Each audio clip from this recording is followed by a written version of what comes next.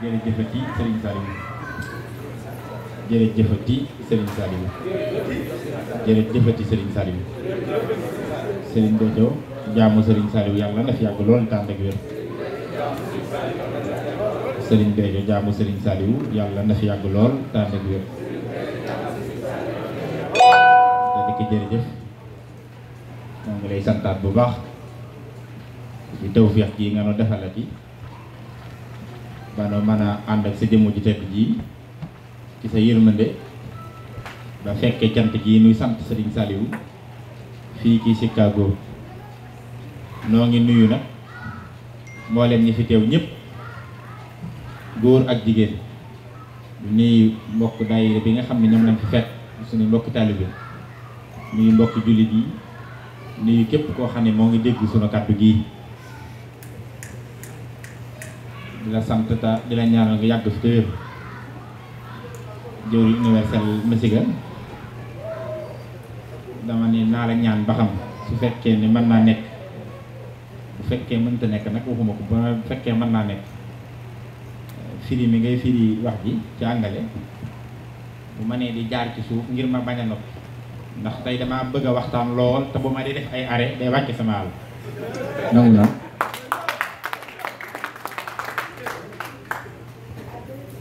waaye bu fekkee jàppandiwul nag mën nañ ko defee ni mu jàppatee dina jàpp dina jàppandi yow jërëjëf noo ngi ndokkalewaat ñëpp ci cant gi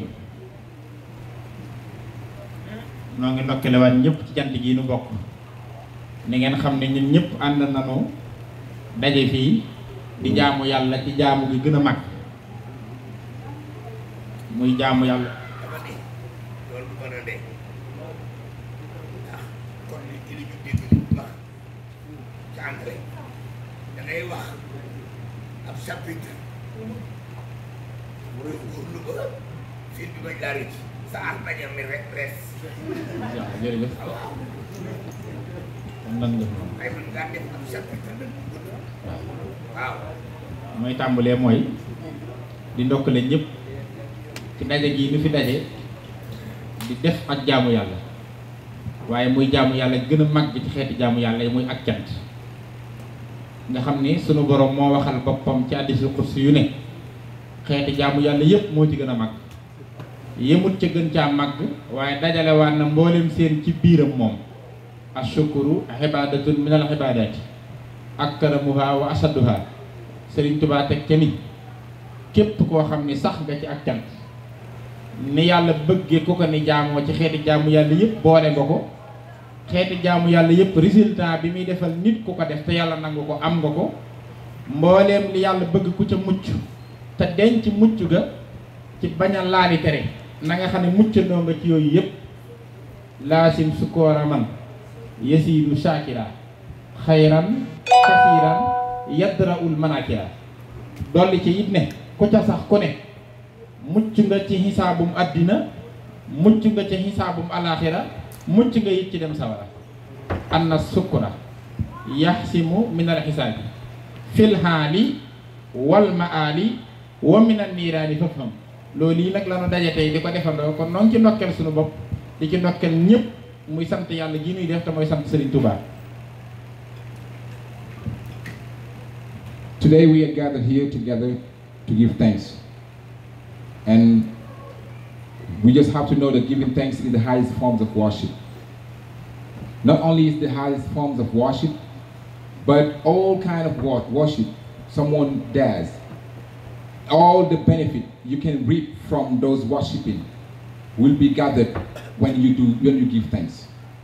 Not only that, those who give thanks will not go astray here in the hereafter, but they will not as well go astray in living here on earth. So just by giving thanks, you are worshiping God to the highest form, and then all the other forms of worship are included, are inside this action of thanksgiving. nu dugg nag ci waxtaanee kii muy bëgg a waxtaanee mooy Serigne Touba boobaak léegi dégg ngeen Serigne bi di wax Serigne Touba di wax Serigne Saliou di wax ni lenn lañu di tudd ay ñaari tur yu bokkut te ñaari tur yi muy tudd yi tur wu ne jëmm jami woo boo ko doon xool ci saahir du nuroo ak moroomam te ba noppi lenn leen ñu doon benn day mel ni loolu secret bu xóot dox na ci boo xam ne ab xam-xam mën naa gunge nit ci yóbbu ko ci loolu waaye Serigne Touba moom yi nii bëgg a waxtaan yi moo ni mel daa bari ay wet gu nekk it ci moom la jëm waaye lenn lu ci nekk jëmmam lay junju te jëmmam nag di lenn loolu yi nag di jëmmi Serigne Touba jooju yi waxtaane ko du sax ku ni xam moom waaye nag dees na xam ci moom loolu moo lay dimbali nag ci jëmmam ja ba nga mën koo jariñoo loolu yi nag ci lañu bëgg a xoos def ci sunu waxtaan. Today we will talk about Serigne Touba, and we will also learn about the different set of Serigne Touba. Serigne Saliou has said he's Serigne Béthio, and if you look at the two different beings, they contradict, if you can say so. They have many differences, but at the same time, despite those differences, you see unicity, you see oneness, and then that is Serigne Touba. Serigne Touba can do whatever he wishes, whatever he pleases, whenever he wants. That's the reason why we will try our best to break it down in such a way all of you will understand who is Serigne Touba and why. You see the difference, despite the difference, oneness. ñaari tur la wax waaye Serigne Touba feeñal na ci kaw suuf tur yu ëpp sax loolu te tur wu nekk aw mela lay woo ci jëmmam ji ndekete kon loo tudd lu nekk mën naa doon jëmmam ji waaye ca mat ga wenn tur lay wuyoo benn bayit bii may tudd na ci lépp ñaar ndax ci habdan qadiman saaliha la bëgg waxtaan ak yéen ñetti tur yooyu waaye Serigne Touba dani inni lahu habdun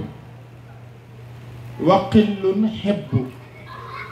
wa huwa li xillun wa hibbun rabbu benn bayit def juróom-ñaari taxawaay yu bokk inni lahu habdun man kat maa ngi déclaré ni jaamu yàlla la boo xam ni dama koy jaamoo nu ko kenn mënewul jële ci njaam gi lu kenn amul dinaa yegg ci loolu njaam googi ni ma ko defee jur waxillun yàlla takk ma ab xarit def ma ab xaritam xarit googi jural ma loo xam ni kenn mësu ko am yàlla weesu la ma ko andi ma ci ñetteel bi mooy wahibbun def ma soppeem xarit nag soppee ko féete kaw borom xam-xam yi dañoo misaal nii boo doon misaal xarit ak soppe ñu ni bu dee dañ koy misaalum saahir misaal ko misaalum baatin ñu ni ci baatin Seydina Ibrahima yàlla xool na ko ba yàgg mu ne ko wattaqasallahu Ibrahima xalila yow de maa la takk xarit ni Ibrahima toll ci yàlla nag ngir xarit gi mu ko def tax mu xool yonent bi sallallahu alayhi wa sallam ne ko dama lay def lu ko ëpp ndax moom li ma ko def ci sa daraja laa ko defee kon du ngeen tolloo li ko ëpp nag mooy yow dama lay def ngay sama soppe sallallahu alayhi wa sallam yàlla ne ko yow habibullahi def naa la ngay sama soppe wa huwa al habibu wa yukassirul xalil boobu Sëñ Tuubaa ñu ni misaalum saahir si mooy ñu ni mën nanoo misaal nit pour mu jege ko xarit mën nañ ko tudde soxna ñu ni soppe nu tudde ko doom ñu ni lu tax ñu ni alxillu mahal xillati xarit day am xilla muy sabab day am fu mu la féete fu tax baa mu am nu mu doxee yow lu tax nga jàppe ko muy sa xarit ñu ni soxna kat féete na borom kër foofu mën na koo def xaritam bëggul mu xiif bëggul mu mar dana toppatoo aw yaramam bëggul mu rafle nangam ak nangam ñu ni xarit nag li muy for mën naa dolliku waaye mën naa wàññiku daan ne moom soxna soosu boo xëyoon li loo ko bëgg-bëgg ne la yow dootuma la jox lekk du ma ci yem sa xiifal lay def far dootuma la jox naan sax marama yitteel yëmul ci sàkko di sa bànneex waaye loola naqari ci lay xëy di ca gontu nee na bu xarit ga wàññi bu jeexuti lem wàññi mu ni soppe nag mën nañ ko tudde doom ndax day juddu léegi defalugu la dara léegi waaye ku ko bëggoon a rey la ba noppi danga koy sopp te defalu la dara mënoo xam loo ko soppi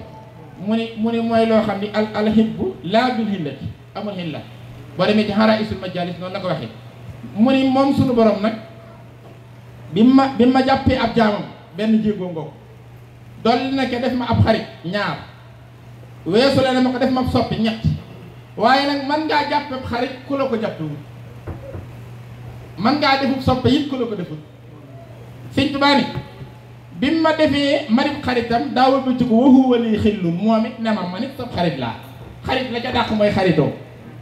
waaye boo defee xarit ko xaritoo wut ak yow du neex mu ni ma waxu woon yëpp nit sopp nga waaye def naa la ma nit sopp la kon sopp neex na waaye soppante ko dàq mu ni mu boole xaritonteeg man soppante ak man bu noppi teewul muy buur bi waxal loolu ndax foofii rek laa bëgg waxtaan ak yéen.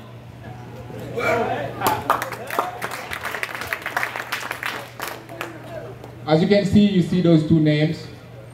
but Serigne Touba has more attributes or more things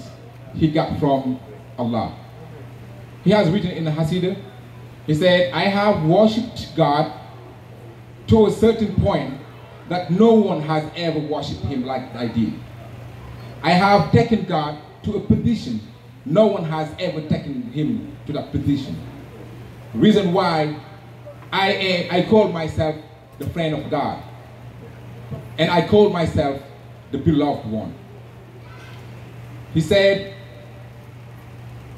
I'm the friend of God, and he is my beloved. Friendship differs from beloving someone, because he took the example of a wife and a son or a daughter. When you have your wife can be your friend, but your daughter can be more than a friend, can be your beloved one. Because when your wife is doing all the things that you're expecting from her to do, you consider her your friend, because she is doing her best to please you to the best of her possibilities and ability. But when she goes to a point where that she is not taking care of you, then that friendship will be broken. Because what she was doing for you to consider her as a friend, she's not doing it anymore. So friendship does not last. As for beloving someone, it's forever lasting. Because the reason why he took children is right after your children is born or your baby is born, she or he has not done anything for you, and yet you love her or him to a point where whoever tries to do something to her or he or him will be in trouble. That's what beloved means. Serigne Touba has taken those metaphors to explain the friendship he has with God. He considered God as a friend, but he has went more than that. He considers God as his beloved. But sometimes you love someone without feeling the love in return. Sometimes you see someone, your beloved, you don't feel that beloving returning to you. But what happened here is Serigne Touba considered God as a friend, but God himself considered Serigne Touba as a friend. Serigne Touba beloved God, and God himself beloved Serigne Touba. So that's the point he's going to focus on to enlighten something he wouldn't want to talk about. Léegi inni lahu abdun moo ci jiitu maa déclaré ne jaamu yàlla laa ci njaam googu taxaw na fa ndax Serigne Touba dane rasulullahi sallallahu alayhi wasallam moo sàkk ci yàlla sama dikk sàkk yi ma doon jaamu yàlla bu di ko liggéeyal yàllaa ma tudde noonu sammaytani qathan bi abdikal xadim yaa man yaqudu li busharatin tadum abdi ya googu muy ak ab jaam taxaw na ci feeñal ci ay yëf waaye du lum sax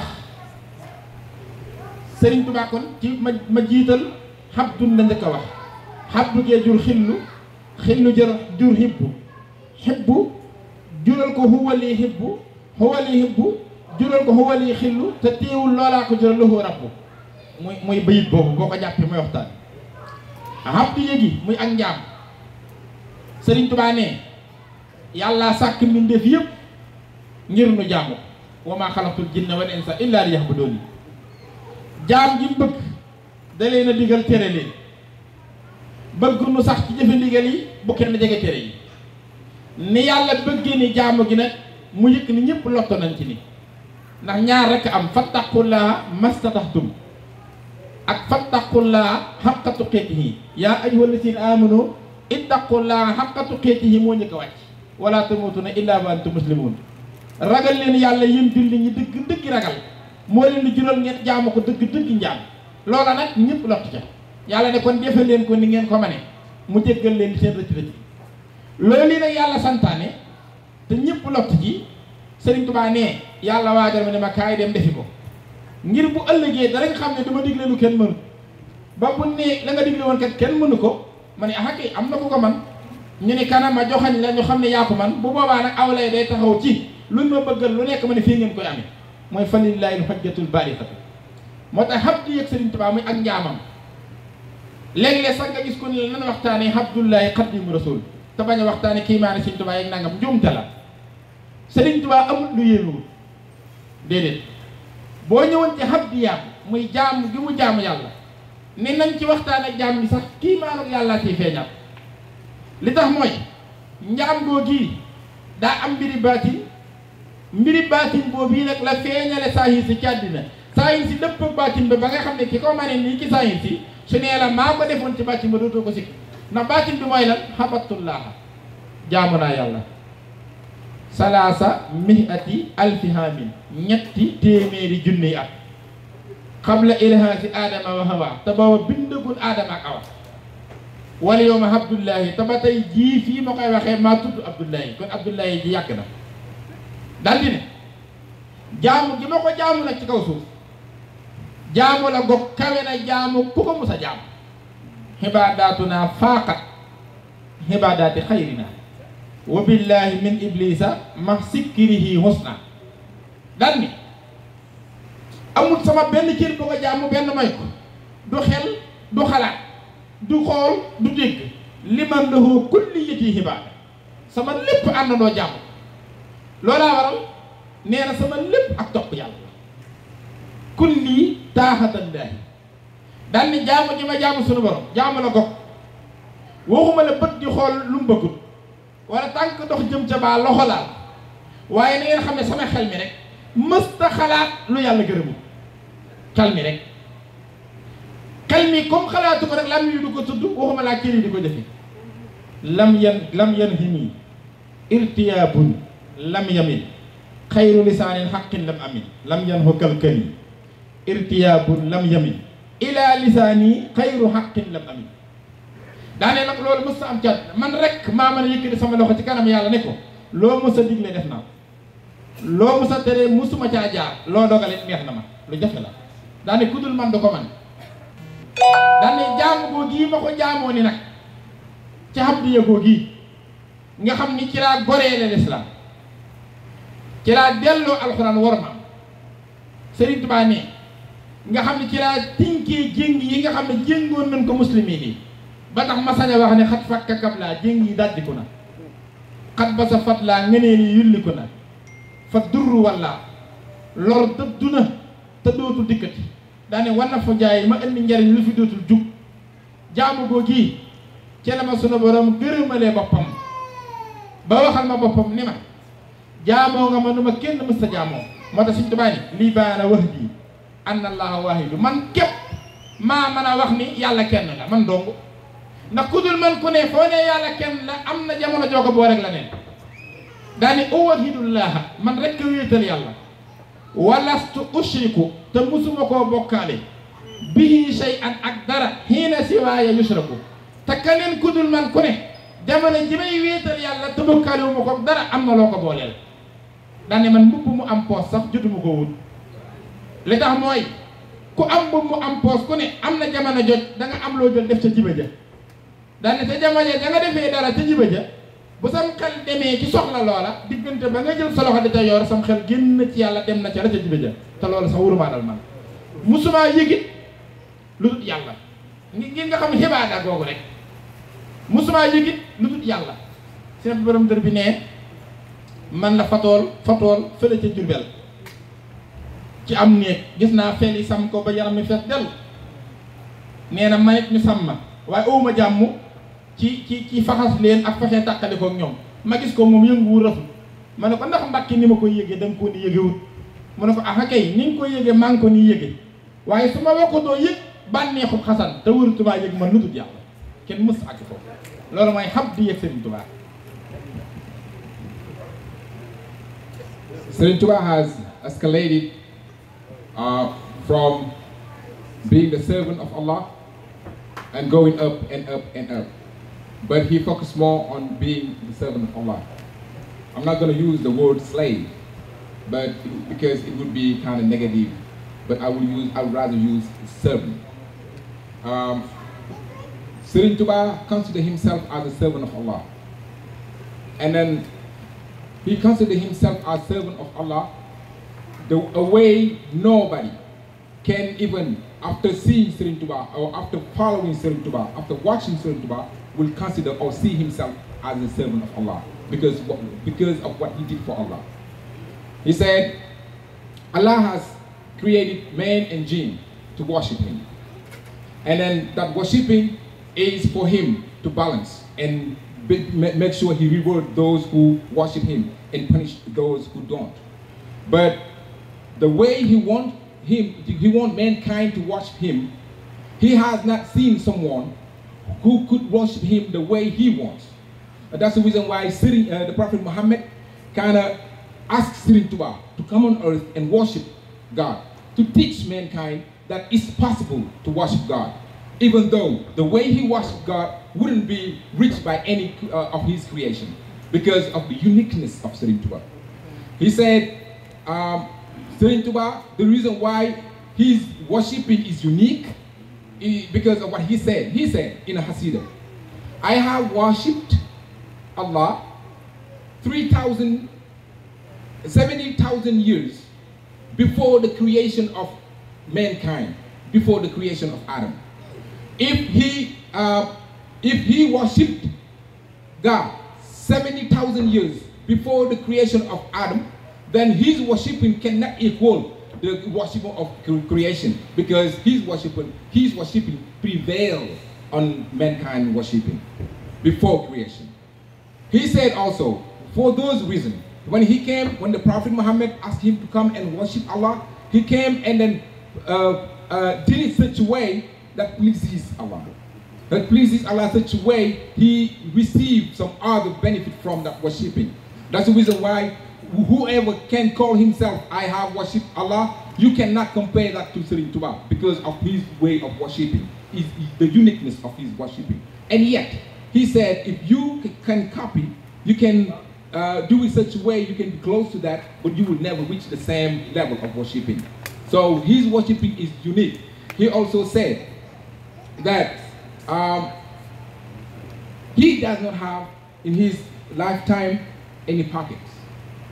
The reason why he didn't have any pockets is for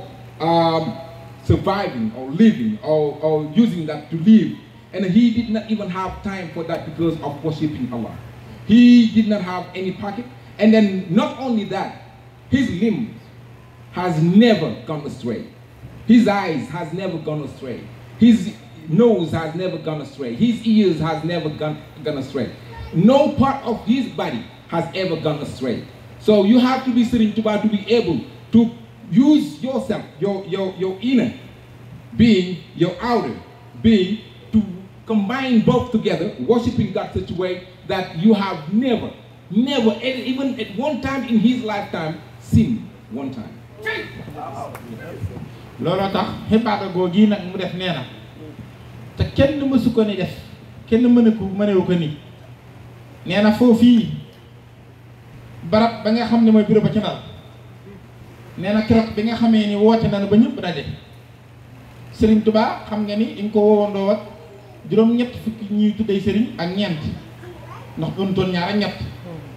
waaye nee na li tax mu wax uwahidullaha wa lastu ushriku shay'an bihi hiina siwaaya yushraku loolu ko sabab wéritale naa yàlla foofu tabukkaaliwuma ko dara foo xam ne kudul man ku ne ak kum mën a doon jamono jooju bokkaal na ko dara xam nga ne bi mu ne joox ci biir bureau bi circonstance bu ñu toll gouverneur général woote réew gu toll ni di am lu muy tere te ko def ku nekk mu war laa rey dajale ñëpp di am lu muy tere xam nga circonstance bu ñu toll mu toog gars yi ko wër ko nga dugg si bu fekkee am nga fitu jéem a ñemee julli sax saaru gàtt ngay tari waaye bi mu ne juux ba sànni jar ba moom Serigne Touba ba kàbbal xam nga ne ñaar rakkaa la fa julli yoo xam ne du jullik farata sax jullik sunna la naafila kuy defee noonu naafila xam nga bu la moom farata fekkee di su ko waxat nan la defee naafila ga ñaar rakkaa bi mu taree Fatiha ci rakkaa bu njëkk bi mënoon naa tari inna a'taynaka wala wal asri nga xam ne une minute nangami seconde day daal di pare wala ay seconde bu ko doon tari inna a'taynaka mu noppi waaye suuratul Baqara la Serigne Touba tari ci seen ko temps bu toll noonu juróomi isib nga xam ne faaw nga def 2 heures de temps pour mën a rukon bi mu siggee deuxième rakkaam xam nga ne suuratul Baqara bi mu taree Fatiha Aali Imraan la tari kooku it moom suuratul Baqara kii mi ataani la kii mi ataani wa xamsa wa samaanoon aaya ñaari téeméeri aaya la nga xam ni bu fekkee ku mokkal nga dana def 1 heure de temps yu teg 30 minutes boobu circonstance nga xam ne bi mu sëlmalee ba ni gees dane ku ma woo ana ku ma woo nga xam ne boo gisee gouverneur ni mu waxee moom dane ko yow tooñagul nga ñetti tooñ ndax li may tere dangaa dugg si fii def ñaareel ba mooy bi nga duggee nuyu woo xam nga Serigne Touba boo demee ca mañ moom dani la mu nuyoo mooy wasalaamu alaa man ittaba'al hudaa mu ne ko ñaara ngoog ñetteel bi nekkee li ko gën a naqari mooy comme moom siis bi gën a kaye moo cay toog te it am na ay capp-cappal yu war a wane ne mooy kilifa barab bi am ñu ko tiimit yori arme di diglu ndigalam vraiment war na ko xam ne ki jotaay ba xam ne moo fa war a woote lu tax Serigne Touba leen xam niwu ko ba daan gees naan ana ko ma woo ci yéen ak tooñ la ko jàpp muy ñetti tooñ nga xam ni bi mu koy tontu dama laaj ci xam di googu laa lay tëggal li ko ci yàlla defal bi mu koy tontu dane ko ñetti tooñ yi nga tudd amu ci bu ma tooñ bu njëkk bi nuyoo bi ñi ma ko séqal laa nuyu muy wasalaamu alaa man ittaba'al hudaa mooy mucc yàlla nekk ci ñi nangoo topp njub mu ne ko loolu bokkoo ci mu ne ko bu ñaareel bi it li yàlla digle digal la ko digal ma ko dangaa nangoo ma bañ dangaa bañ ma nangoo foofu ak tooñ amu fa bu ñetteel bi mu ne ko aw mag jot wax ma leen mooy doyee damay def seen moom amatul jot nga xam ci la ko waxee yooyu sax garawul nangam ak nangam nga xam ni bi mu signaloo li muy signalu ba jox ko xalimaam nga ba jox ko big ba nga xam ne ca la gaa ñëpp bind Sëñ Tuubaa dani ko du ma bind ci xalima gu bind fen dëgg ndax la muy wax lu mooy yàlla du yàlla yonente bi du yonente alxuraan ak journal yee yem bi mu waxee loolu mu ne ko léegi looy binde Cheikh Ibrahima Fall Baol Mouridina ca la ko joxe xalima boppam gi nga xam ni bokkut ak xalima yi xalima la goog fu mu ko jëlee araf jaayu kursi yu jaayu malaaka ya sàbbal xam nga googu xalima genn xalima la yàlla mooñ ko bas yonente bi ne ko defarul gaaw sañ waajaa ñu ñëwal ci abdahaka rasulallahi min jinaasi la wax isa katabtu tasa harsu baaxi wa sabbahat malaayku tibaas mu sëppal ko ci daayi boppam da nga xam ni daala jot nee na ñi dee ci yoonu yàlla ñëpp seen deret jaag daajee tolloo maqaama maa ubbi daa di kat imaayi shuhada fii xasawaati man bi faw si sayda Sëñ Tuubaa nee na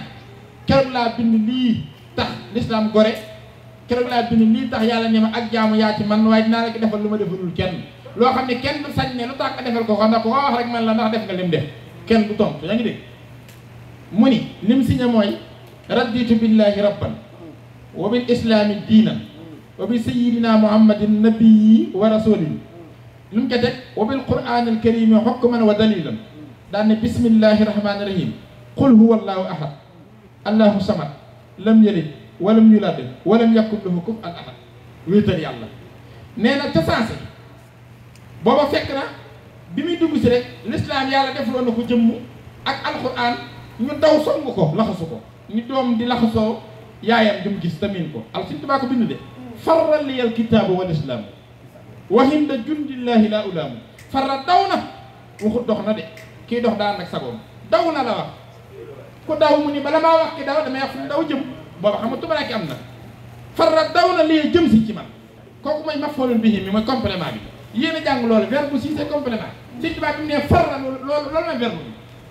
avant muy indi siise bi dafa wax ni liya damay wax complément bi dafa daw jëm si ci man ku def loolu mu ne alkitaabu faahim la jëmmi alxuraan moom dong mu ne wal islaamu haatifun wa mahtuf la mook lislaam ànd daw wutal si man nañu yow rek lan dese boo na teggee loxo kenn dootu lu ko teg Sëñ Tuubaa ne li ci gën a doy waar jamono jooju jundullaahi muy kuréelu bi yàlla bépp ñoom ñoo nekk ci tribune bi di war a seetaan terrain bi ñoom nag ñëpp a ngi ne yott kenn mënut téye sa bopp waaye xam nga ko man nooy def ni Sëñ Tuubaa def mais avant may tontu alxuraan nag l'islam waa tribune bi laa waxal mais na seen xel dal de te xam ni ñii liñ bëgg maa ko man te dinaa ko def bu kenn tiit mooy waxin la jundillahi la ulaam nee na foofee nag bi mu defee loolu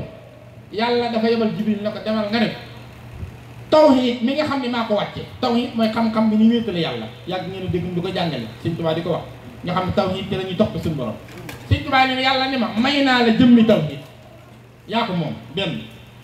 malaka ni rabbiya tawhidal ahad kañ muskaana lii bi qul huwa allahu ahad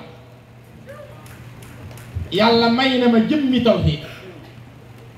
kañ la ma ko jox mu ne keroog bi nga xamee ni wéetal naa ko ca bind xul huwa allahu ahad ca barab ba yàlla ne ma yëm ma foofu xabbiya gi nga ma jaamoo te kenn musuma ni jaamoo xibaadaatuna faaqat xibaadaati xëyrinaa tax na jëmmi ak jaamu sax foofu naa la ko may te jaamu ak résultat ya may joxe jëlaale ko moo tax Sëñ Tuubaa ne wahabtani sunnata may na ma jëmmi sunna mooy yoon wi ngay jaar pour jaamu yàlla wa sahaada ak texe mi nga xam ne moom la ak jaamu di jur su ko yàlla nangoo ci yërma dem wal hilma ak xam-xam bii lal jaamu gi ndax jaamu ba aluta xam-xam yàlla soxla ko wal xamali xam-xam ba it boo ko jëfewul yaa ngi maam ma sabi téere yem waaye wal xibaada ak jëmmi jaamu moom yi boole yooyu da ko détaillé boole ko muy benn angura mu jox ma sunna boo ci jaarut doo jaamu waaye sunna ba aluta xam-xam doo mën a jaamu xam-xam boo jëfewul doo ko mën a jaamu xam-xam bu àndee jëfeeg sunna boo ko jaamoo yàlla nangu ko la muy jur mooy taxe suñu borom ne ko dajale noon naa yooyu joxaloon la ko ndax ni nga ma jaamoo kenn musuma ni jaamoo looloo tax mu ni li man la kulliyati xibaada sama lépp daa àndandoo jaamu yàlla ne ko kenn mus sa ni jaamoo moo tax xam bii sama cant jug ne ca kaw ni jaamoo naa ko ni ko kenn mus sa jaamoo yàlla tegal na ma ci ni waman xaala fa nii abada moo tax tey jii bis ni tey ku wute teg yow al xam di yëgaa boobu. There is one historical event that happened during Serigne Touba's life, and it happened in St. Louis when the governor called upon 84 Muslim scholars to respond to his call, and the call was to deny the existence of the Quran and to denigrate the Prophet Muhammad, and to sign it on a paper, ratify it, and then so for the governor to confirm his supremacy over all those different Muslim scholars. When Serigne Touba he came,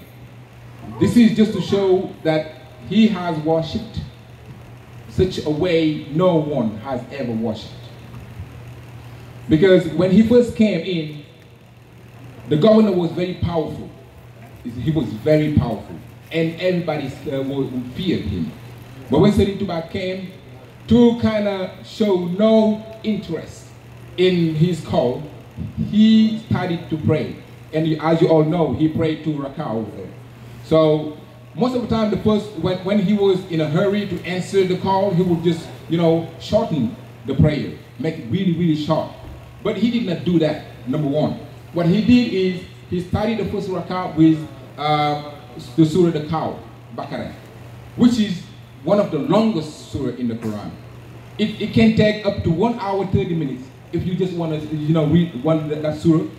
if you know it by heart. So just to show the governor that he was less or least interested in his call. The second one, he, instead of making it short, he took Al-Imran, which is another long verse that could take 1 hour and 30 minutes. And then when he was done, the governor was mad, because he said, you have done me wrong 3 times. The first one is you got into my office, you didn't even greet me. And Serigne Touba responded, I have greeted everybody, but that greeting goes to those who have consideration to Allah. That was the first one. He said, but you came in here and you took all your time as if I'm nothing. He said, I don't have time to lose, other than focusing myself in Allah. And then the last one, the third one, is the governor wanted to be recognized, to be seen, to be considered, because he's the boss, he's the governor. He wanted to show off, because anytime he's the one who wears the suit, who always the uniform and all of that. But Serigne Touba had not even looked at it. He did not even glance at him. So that did not please the governor. But to come to my point, which is how Serigne Touba is the one who has ever worshipped Allah such a way no one else has ever done. The purpose of that meeting was for them all to denigrate and deny the Prophet Muhammad in the Quran. Serigne Touba, he wrote to sign on a paper. He wanted to sign. He asked Mam Cheikh Ibra Fall, because the ink he used to write, because when he was given that pen, he said, a pen that has written lies, I will never use that pen.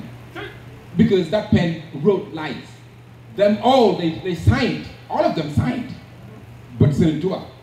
they used the same pen to write and to sign. Serigne Touba has said that I am not going to use a pen that has written lies. He asked Mam Cheikh Ibra Fall to give him that ink, the pen with an ink. The ink, all those great scholars that have fought for Allah, their blood that came from their worshipping and then isolating themselves to worship Allah, he used that ink to write. And then he said, he wrote, I bear witness that there is no God but Allah. I bear witness that he has not begotten. I bear witness that he was never begotten. He has no son or no descendant or nothing. He is Allah, he is the unique. That's what he wrote from the Quran. To show the governor that you are nothing, but the one who created you is the thing. So, and then when that happened, the Quran was like a child, lonely, with no hope, hopeless, in his corner. And then Islam also was like a child, both of them, crying, shedding tears for desolation, because there was nobody to protect them. There was nobody to fight for them. Serigne Touba, when they went and heard Serigne Touba, and they said to Serigne Touba, the Quran and Islam, you are our only hope. If you let us, if you don't help us, Islam will disappear in Africa, in the world. If you don't help us, we will not have any meaning anymore. That when Serigne Touba, what he did that day pleased God so much that God has said to him, all those who worship, since this is about worshiping, because they did deny God, right? So all those who worship, the benefit they reap from that worshiping, Allah has said that I have given it to you, Serigne Touba. All those who worship, and then hoping to be rewarded from that worshiping, the reward of that worshiping is given to Serigne Touba. All those who pray God, the prayer they do, the metaphoric, meaning of that prayer, it belongs to Serigne Touba. It was that night Allah gave all those things to Serigne Touba because Serigne Touba was the only one who worshipped Allah the way he wanted him. He wanted the creation to worship him. That's the reason why whoever does not stick to Serigne Touba is the real loser. Léegi njaam googu nag nit bu la defalee li nga bëgg da ngay sañ ne ko ma neexal la ndax bëgg naa ci yow diggal Serigne Touba ni muy jàngale jàppal lu Serigne bi de mu ni léegi yàlla ni ma nag daa am yu ma la bëgg a neexale ci ni nga ma ni jaamoo wéetale ma ni te kenn musuma ni def mu ne ko mu ne ko yooyu jëlal li ma ne njëkkam neexale mooy kenn moomul boppam ku ne damaa tere nga topp sa naf ndax naf su day jëme nit fu baaxut war na xam naf sa anil xawa fa innal jannata hiya al-mahwa bis ni te yow may naa la sa naf si yow yaa ko moom benn loola neexatu lu nekk mooy aw yoon ci man Serigne Touba ne malaktu nafsiya muy benn wa saxsaxtu lahi iblis la ñëpp yi daw def naa ko bis ni tey mu lay daw muy ñaar mooy wa saxsaxtu lahi bànneex maa tere ko ko topp wala tatabihil hawa fa yudillaka an sabilillah ndax day réeral nit ci yoonu yàlla topp lu la neex ndax innal lazina yadilluuna an sabilillah ku réer wilif yoonu yàlla lahum asaabun sadid mbugal mu rëy da koy ñeel bi maa nasoo yomal xisaab bis peñ bis ni tey yow def naa sa bànneex moog sa taalibe yee yem dalay topp ni la sa taalibe bu gëm dëggal toppe suñ bi ne wan xaadiril hawa muy baneen mu ni ko jëmmi addina may naa la ko moo tax Sëriñ Tuubaa ne malaka ni dunya mu boole ko ci uxra sama bi mu ne ko mayaale naa la kenn ku ne moomoo sa bopp kenn ku ne da nga doo dégg sax ko faat danaan yàlla mi ko moomoo ko jël Sëñ Tuubaa diglu nee na yàlla ni ma may naa la sa ruu yow léegi sequtuma ci yow dara may naa la ya saw yaram sëñ bi daane tayab tali ab xaytanii tayab talil asmaana wali wahabta ruuha wal gismaana yàllaa moom yëpp waaye bi moomee lépp daa am yoo xam ne da leen a moomoo gën caa fësal ak moomeelam yooyu foo ko tuddee dañ koy dàkkante la yàlla moo tax daa ànd ak turam yooyu mooy yu mel nan fi ne boo nee alxuraan da nga naan kitaabullaahi boo nee lislaam inna diina hindallaahi ngay wax da ko wax lislaam da nga naan diina yàlla ji boo tuddee alxuraan téerub yàlla bi ngay wax suñu borom ni ko ci neexale la tax na may naa la jëm ji alxuraan may naa la it jëm ji lislaam ngir ni nga ko di sàmm lu tax dama laa takk ab xarit maa ngi ci xillu ma hibb def la ngay sama soppe te ab xarit ka mu xaritoonteel akub soppe ka mu soppanteel day wane preuve yu wane ni xaritoo na ak moom ak preuve yu wane ni soppante na ak moom yéen sax yéen a jàng yàppaa d'amour mais kii yaa des preuves d'amour mu ni ko ay preuve ngay wane yu wane ni bëgg nga yàlla de ko comme nag damaa déclaré ne dama laa def sama xarit def la sama soppe léegi damay wut nag ay dalil yu ma wane àdduna ni sama xarit nga sama soppe nga te man mi ngi ko téqal nag ñëpp xam na ne maay kenn ki léegi yii nag moom maa ko moom kenn ko ciwu ko man léegi jëlal alxuraan ma may la Sëñ Tuubaa daal ni malakanil xuraan tam lii kan ya doom moom loo na ma alxuraan moom bu sax dak mu mel dañ koo laaj ne ko noo def ba moom alxuraan te alxuraan yàlla ni kenn moom ko guddul moom mu ne li am na nii parce que ngir man nee na xillun ab xaritam laa wa hibbun tëlif soppeem waxat bi damaa jàppe xaritama ko soppeem di leen wan ni xaritoo naa ak man di leen wan ni soppante naa ak man tax na jël na téerim bi may ma laa googu laamu xilla la laamu ko lañ tudd laamu taxbil man la kanil qur'aana tam lii kan yëdum li am na nii ngir li am na nii xillun wa hibbun waxat bi may na ma lislaam ngir nee na sama xarit la sama soppi la ngir dëggale ko xaritooge soppante gi nasaxali lislaam hinda xurbati la dal jasaa'iri muniiru turbati lislaam ñaari xaaj la sariixa ak xaqiiqa sariixa mooy li téere yi indi ñu mën koo jàng ñu mën koo bind la tàmbalee aadama ba tey moom la téere yi doon jàngale alxuraan da ko matal Sëñ Tuubaa ni as-sariixatul mutahhara maa fil kutubil munazzala xaqiiqa nag mooy baatinu sariixa mooy baatinu lislaam moom ñaar ngay boole mënoo ko tudd diine lislaam moo tax diine du sariixa rek daa boole sariixa ak xaqiiqa Sëñ Tuubaa ni wala xaqiiqatul munawwara xaqiiqa ji nga xam ne moo complété sariixa diine doo ko mat nee na loolu yi maa sabata fi lawhil mahfuus yàlla nga ko saxal ci àlliwaam ja di lawhul mahfuus téere du ko andi ndax téere jotu ca daan ne ñoom ñaar ñëpp nag mu boole noo ko may ma ngir dëggal ni sama xarit la sama soppi la maddaliya sarihatul mutahara man xaada lil haqiqatul munawwara léegi yàlla joxoonoo na ko yooyu ngir naan day wane ni ab xaritam la ab soppeem la jàppandil loolu léegi kon maa ngi ci xillun wa hibbun mi ngi yéeg nag topp ko jóge na ci inni la habdun wa xillun hibbu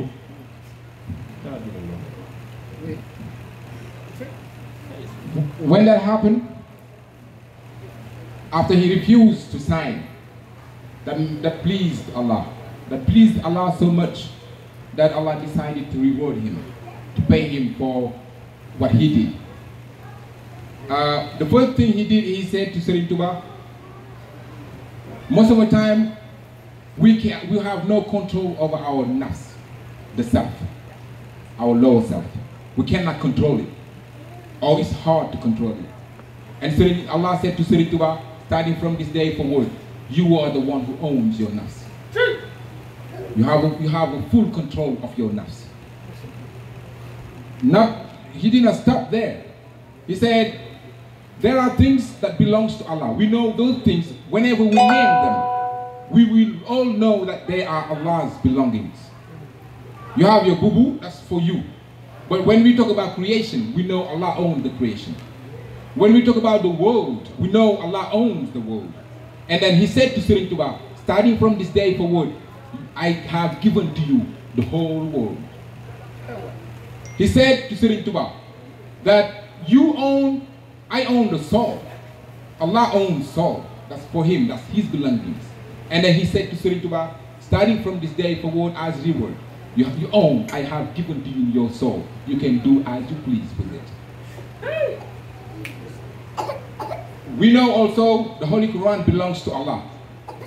because that's the book of Allah. And then he said as well, I have given to you the Holy Quran, the Kitab, the book, is belongs to you. Islam also is Allah's belongings. Those are things we know when we name them. No one will deny that they belong to Allah. Allah has taken all those steps and gave it to Serigne Touba, Islam. And then he said, the reason why I have given all these things to him, he is my friend and my beloved one. The same way Serigne Touba said, I'm his friend and my beloved. He said, there is always what we call the proof of love. When you say you love someone or you love something, you have to prove that you love that thing. So that those proofs have been proven by Serigne Touba towards Allah. That's the reason why he gave him all those things. And then he owns the Quran, but also he owns Islam, which is divided into two different parts, Sharia and Aqiqah. Sharia, they are laws and regulations given by Allah to live in harmony in a society, right?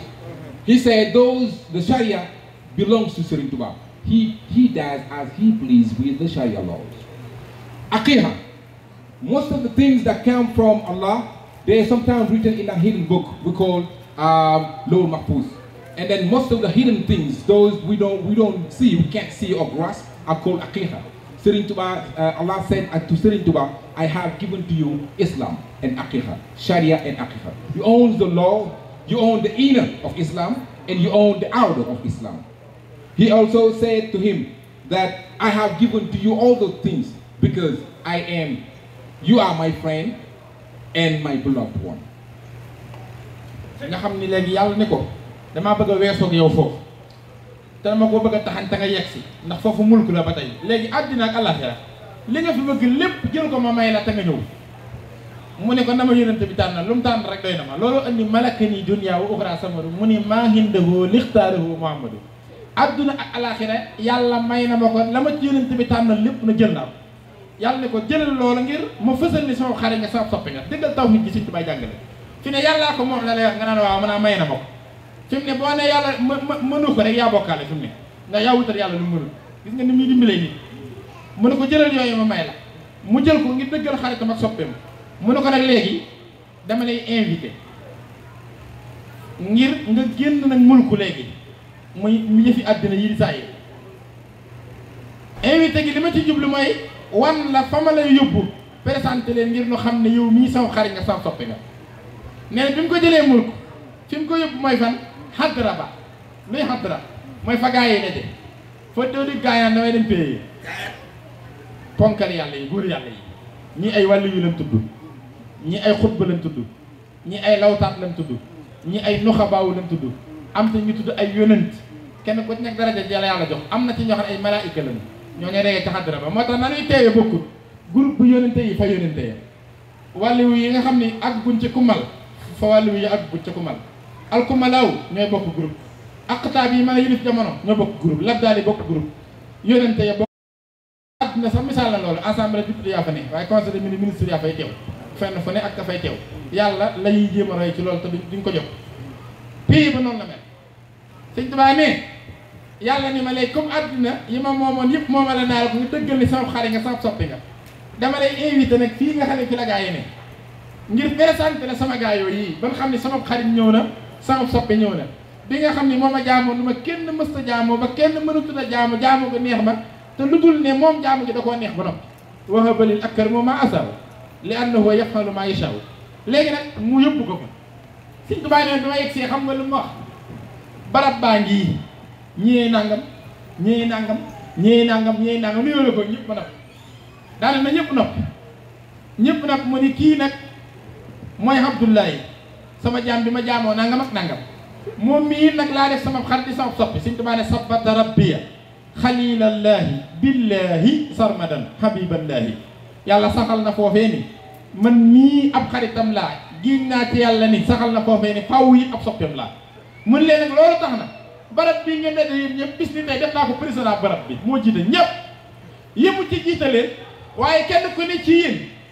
bu matee folli mooy folli bu matee dolli mooy dolli te la ngay def ban foll la moom moo koy décider la ngay def it ban doll la moom moo koy décider Sëñ Tuubaa bind loolu li ma la wax tey naa la wax ko Sëñ bi bind wedd yee bari jaxal la nillahu xaddiimal hadrati wajaadali jàlla bi hifsil hurmati ma firi loolu nga firi dañuy jaxal la nii def na ma ku la ko def allahu yàlla lan la def xaddiimal hadrati may aji jiite péeri ba may président ba jiite lépp yow ma ci jiite ko waaye wajaadali jàlla yàlla dollil na ma ca bi hifsil hurmati maay wattu orma ya kun war a dolli nu dolli kun war a folli nu folli ku doxatul ak suñu mbir ñu ne na wàcc waxal loolu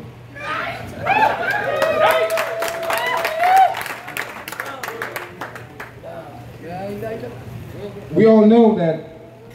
worshiping is something we have to do on earth. Like he said in the Quran, I have created man and jinn to worship me. And then Serigne Touba, he has taken worshiping to a level. He has taken worshiping to a level where no one can deny or refute the fact that Serigne Touba is the only one who can worship God. And as you know, whoever worships receives a reward. When he was given all this stuff, Allah told him, I'm going to go with you beyond that. I'm going to take you to next level. Where is the next level? Serigne Touba has even written that. He said, Malakani dunya wa ukhra samad.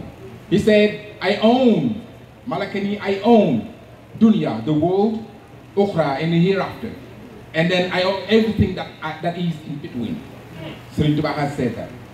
Now, Allah has taken him to a place we call Hadra.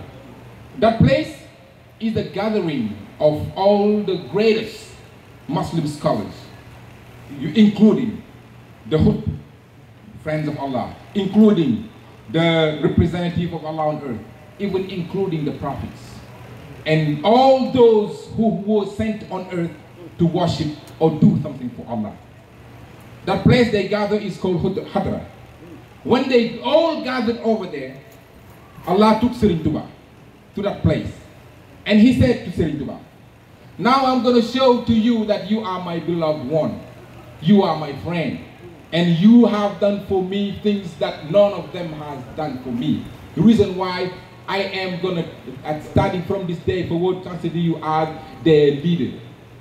Whatever you decide on him, upon him, will happen.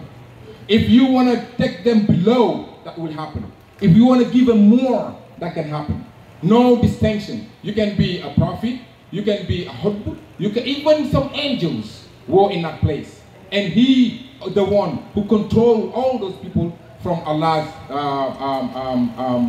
given by Allah. And Serigne Touba has even written that. He wrote it in a Hasidah. He said, because of the friendship he considered me, because of the station he has put me, he took me to the Hadra and gave me the authority to control and have my willingness over anyone who was sent on earth to represent something for Allah on earth. I am the one who controls and owns those people. ba yàgg yàlla ni ko jiite pays bi sax nag baax na waaye da ngay sama xarit te sama soppe te loolu ndaw na weesu ko ndax yoral ma ko daa bokkut ak yor ko ki ni la yoral ma ko moom nga ko yoral ndax kin jiital bokkut ak ki ko moom ndax ki la jiital jox na la ci ay sañ-sañ léeg-léeg am ku soxla te day laaj nga xaar ki jiital ñëw nga wax la koo ko wax mu joxe réponse nga joxe ko comme ba tey am na tëm nee na yàlla ni ma da ngay sama xarit tey sama soppi may wut preuve yaa jiite mbir mi waaye weesul jiite ko bis ni tey moome ko ni ma ko moome ba sañ ci sañ-sañ li ma ci sañ ba tax na léegi amatoo ci looy diisoog loolu diisoog sañ-sañ bi ma ci am rek bis ni tey jox naa la ko ci Sëñ Tuubaa daan ne mulkuka waasihun fali wassahta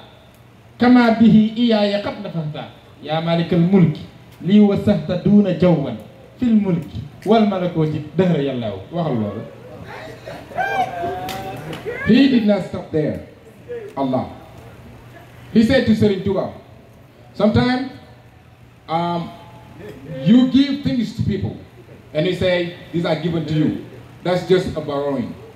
You lend or they borrow from you. But what happened here, he said to Serigne Touba, I am not going to give you this for a short period of time.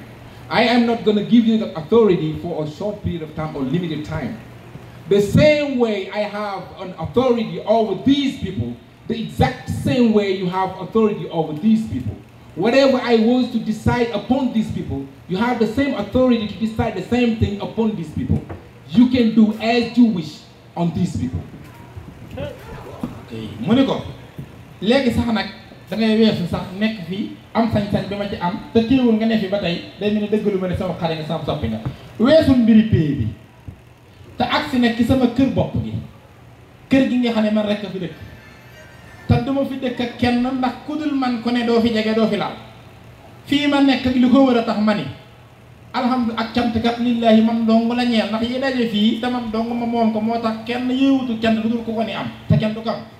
allati lam yattaqis waladan li fii ba tax kenn du fi jege moo tax ma ni juruma te kenn du ma jur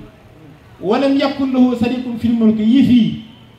teg moom mukk te bokkuma ko kenn tax ma ni aaye naa ko ma bokkaale kenn ndax sama nguur gii dama ko bokkut ak kenn ko jege fii sax ma ni tuub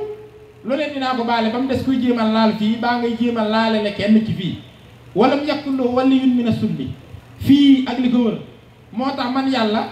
jëriñ ko ma neex ak toroxal ko ma neex dama koo séqut ak kenn wa kabbirhu takbiran sama fii a tax man rek a màgg te kenn tullut ni man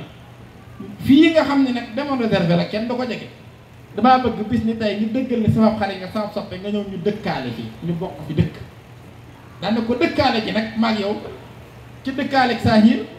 ak ci dëkkaaleeg baatin sëñ Tuubaa nee ni ngeen xamee ci saahir koo bokkalum réew yéen a bokk dëkk waaye ki nga bokkal réew ki nga bokkalum dëkk nga gën a dëkkal ki nga bokkal dëkk nga bokkal kër nga gën a dëkkal ki nga bokkal kër ki nga bokkalum néeg nga gën a dëkkal ki nga bokkalum néeg ki ngeen bokk benn lal la nga gën a dëkkal sëñ Tuubaa nee weesu naa ak moom foofu moom yàlla jaawaranil muxtadirul maliku bima ulinat lii bihil muluk jaaran lahu saahiran wa baatina kaay dëkk fii maag yow nu dëkkaale moo tax mu ne lastu asukku abadan fii kaw nii jaaral baddi yi foofu nag la nar a xewee xajaban lil kaw nii waxal loolu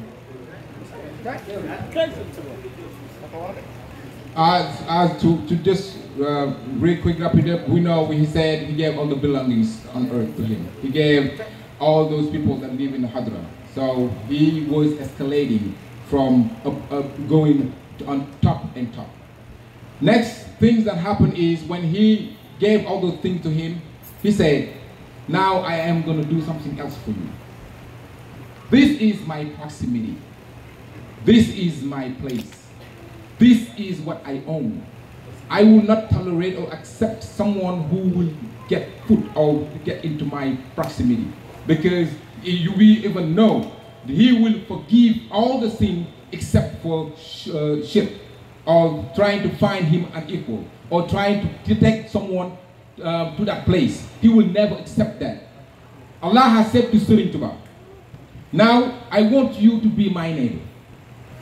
I want you to live in my proximity. And that's not just like proximity, living in the same area, breathing the same air, being in the same space and time, but it's more than that. Because you can live with someone in the same country, but the one who lives with you in the same district is closer to you than the one who lives with you in the same country. But the one who lives with you in the same street is closer to you than the one who lives in the same district. The one who lives with you in the same house is closer to you than the one who lives in the same street. The one who lives with you in the same room is closer to you than the one who lives in the same house. The one who shared the bed with you is closer to you than the one who lives in the same room. He said that he will go beyond that. They will merge their being together to make it one.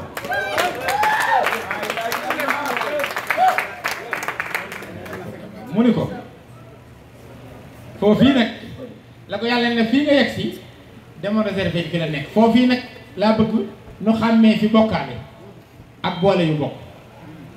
fii nu toll mooy fi nga xam ni léeg-léeg nga tudd Sëriñ Tuubaa am loo tudd ñu ne waajaa ngay bokkaale fekk kay wax loola la ko dal mooy ñàkk a xàmmee bokkaale boole yu bokk foofii foofu la tawhiid ñëwee nee na ma nekk ak moom moo tax maqaamam jaarul bët bi Sëriñ Tuubaa ko njëkk a wax dëkkaale ak yàlla waaw jaaral bët yi foofu Sëriñ Tuubaa ko njëkk a wax ki dëkkaale ak suñu borom am maqaamu mën a dégg gis nga ko nag ab yonentub yàlla wàllu yàlla xutbu yàlla nangamu yàlla waaye maa dëkk ak yàlla ci zaahir ak ci baatin Sëriñ Tuubaa ba dëkk déclaré ndax yàlla fa mu nekk dafa wéet te dara dafa fekk dem ba mën a bokk ak moom loola loolu lu ca bokkut mënoo ko waaye boobu mbir la nee na bi mu taxaw moom nag ci ndigalam te lu ca nekk naan yàllaa ma ko defal Sëriñ Tuubaa mën a jàngale te boo nee yàlla defu ko yaa wutul yàlla lu mu mënul waaw yaa bokkaale yow bloqué na ñëpp te na mu foo jaar mu ni ma nee na mu ni ma léegi nag fii nga yegg si nag misaal mu ko xool armuwaal bee gis nga boo ca demee demal visité ko ndax sama xare nga sama soppe nga yére yi ci nekk yëpp tegle mbub mu ci nekk li muy firndeel mooy man yàlla rek kay yàlla te kudul man it doo yàlla xeeti mbubb yi dajee fee moo tax may aaye du ma bokkaale dara ndax ba ci nekk dama caa wéet mbubb mu ca nekk ëpp na mbindeef yàlla rek la jot yow nag da ngay sama xarit sama soppe ma taxoo yow ba fii ma bëgg nga dem visiter loolu Serigne Touba nee ma dem seet bi mu ubbee ci gàttal mbubb mi muy njëkk a jot waa sarihatul islam yi ñëpp nañ diglu fekk sunu borom signé mbubb moom boo ko dem misaal tey mën nga koo tuddee jasneer ah jasneer la mii mu bay man mu ne mii kat moom laa jàngale ca sama alxuraan de saar wu ni wax suuratul Faatir di ca dëggal ni man yàlla rek kay yàlla te ku dul man doo yàlla moom mi ëpp na ku dul man dama cee wéet ak moom ban la mu ne wa maa kaana Allaahu li yuhjisahu min shay'in fi samaawaati wala fil ardi innahu kaana aliiman qadiira yàlla képp ay kok dara lottalu ko tëlewut dara man na lépp amul dara lu mu tële yàlla moom mii asamaan ak suuf ak la ca diggante ba amut lu mu fi tële te lu ko neex def yàlla moom mii nag mooy ki xam lépp xamam nga daj fépp waaye mooy ki man lépp manam nga daj fépp ku dul yàlla nag mbubb moom ëpp na la Sëñ Tuubaa nee man ne est-ce que bëgg a teg moom mi mu ne ma waaw yow da ngay sama xarit sama soppi nattal ba xam nee na ma natt mu yem ci man képp jàpp ma lool yàlla ni ma jëlal ma may la sëñ bi bindu loolu akramtani ikraama man laa yuhjisu xan mum ci nin maa waxidaay hajatu waxal boobu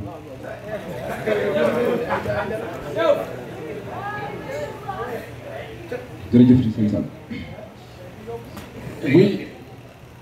we are going deeper and deeper, and then the more we go, the more we see the relationship between Allah and Serigne Touba. The more the same attributes, the same things, qualities are given to them as unique as one. He said, when that happened, we know Allah can do anything. He can do anything He wants without asking for permission. He said, He took Serigne Touba into a place. That place, if we were to use the metaphoric statement, saying that Allah has a wardrobe where He put His clothes. That's the metaphor. So we could say that He took Serigne Touba into that wardrobe. And then He said to Serigne Touba, what you see right here is my belongings. They are my clothes. They only fit me. No one can ever try to wear these clothes, because whoever tries to wear them, we know that they